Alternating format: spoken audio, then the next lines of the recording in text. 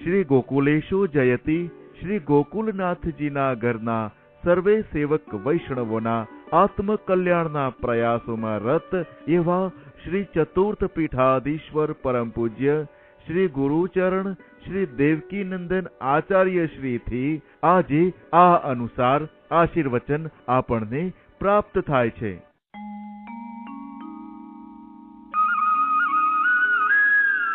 સર્વદા સેવ્ય દાદાજી શ્રી ગોકુલનાથ પ્રભુચરણ શરણ અનુરાગી સમસ્ત સેવક વૈષ્ણવ વૃંદ, આજે હરિદિવસના અનેક આશીર્વાદ અને શુભેચ્છાઓ.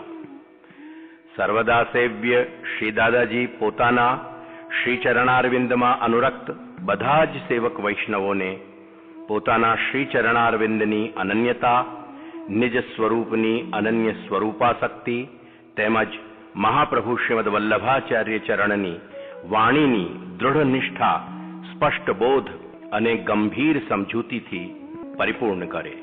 આપણા માર્ગના મહાનુભાવ શ્રી હરિરાય ચરણ જણાવે છે કે ઇદાનીંતનાનામ પ્રભુ પારોક્ષ્યે અસ્મત પ્રભુભિઃ ઇતિ, અર્થાત અત્યારે જ્યારે ભગવાન શ્રી કૃષ્ણ અવતાર દશામાં નથી બિરાજતા, તેથી આ પરોક્ષ દશામાં શ્રી પ્રભુનું વરણ પ્રાપ્ત કરેલા બીજ ભાવવાળા સમસ્ત પુષ્ટિજીવોનો ઉદ્ધાર માત્ર શ્રી મહાપ્રભુની કૃપાથી જ સંભવે છે. શ્રી મહાપ્રભુએ જે જીવોને પોતાના કરીને સ્વીકારી લીધા છે તેઓનો જ સાચા અર્થમાં લૌકિક અલૌકિક ઉત્કર્ષ સંભવે છે, વાસ્તવિકતામાં વિકાસ થઈ શકે છે.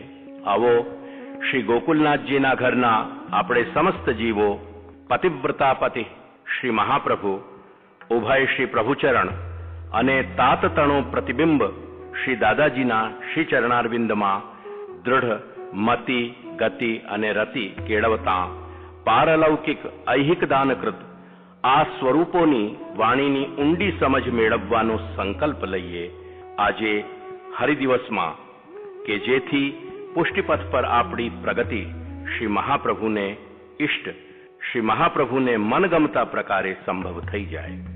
અન્યથા શ્રી હરિરાય ચરણ જણાવે છે કે વૃથા તજ્જન્મ ભૂતલે, તેથી આ જાગતિક સંભાવનાઓને આપણે વૃથા અર્થાત નિરર્થક નહીં પણ સાર્થક બનાવી લઈએ.